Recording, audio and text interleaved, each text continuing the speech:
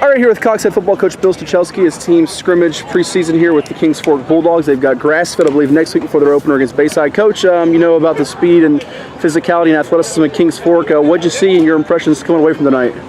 They're a good football team. It's a great scrimmage for us because, you know, that's the kind of talent we see in the beach and when we play Chesapeake teams in the playoffs. So it's a great eye-opener for us. I think our guys, you know, you can only do so much good on good in practice. To get that live look is really important, especially given the fact we have so many young guys on defense. But I thought we played pretty good defensively. The one thing we didn't want to do is blow a coverage, which we did on their first score. But I thought we did a pretty good job of slowing them down, and there wasn't a whole lot of points scored tonight. Of course, our offense didn't score any, but our defense did, so that's a good sign. Pick six by? Isi Atute. Okay, he's an upcoming linebacker. Yeah, okay. Sophomore linebacker. Made a nice break on the ball, and that was exciting because we had been blank to that point. I think we moved the ball decent. Both our first and second offense did, but got bogged down with penalties in the red zone. You know, quick whistle on the quarterback kind of hurts us a little bit because we run the quarterback quite a bit.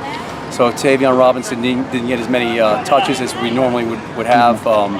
But, you know, overall, it's a great scrimmage. We have a lot of corrections to make, and that's what film is for, and hopefully we can clean some stuff up before Brassfield. And certainly Tavion Robinson is well documented. We'll get to him in a minute. But I thought one of the positive takeaways for you tonight in terms of individuals, you got some sophomores that certainly like Tite mentioned, but Kendall Spriggins for you, his physicality. We knew about him being a versatile player, both sides of the ball, quarterback, a receiver here, but he showed some physicality. I thought hitting people. He did. He was. It's kind of sad when your hardest hitter is your cornerback, but he came off of you know, some cover two looks and got off his block and made some nice plays on the bubble screens, and I think he had, you know, probably two of the best hits of the night in terms of our guys. But like I said, Spriggins going both ways. He's a nice weapon to have to give Tavion a spell and also get Tavion into the slot or some other spots on offense. Running back, which he played a little bit too. And Kendall's, this is his second year in the offense, so he knows it now, and he's throwing the ball real well. I mean, we had a couple drops, and we had a couple big plays too. I think all were thrown by him, so definitely a positive there. I know you're missing a couple of guys due to injury that you'll get back, you hope, early in the season, if not by game one. But we know, I think the strength of your team is your running game with Tavion Robinson, Leno Lester, Jackson Morgan, sprinkling a couple other guys there too.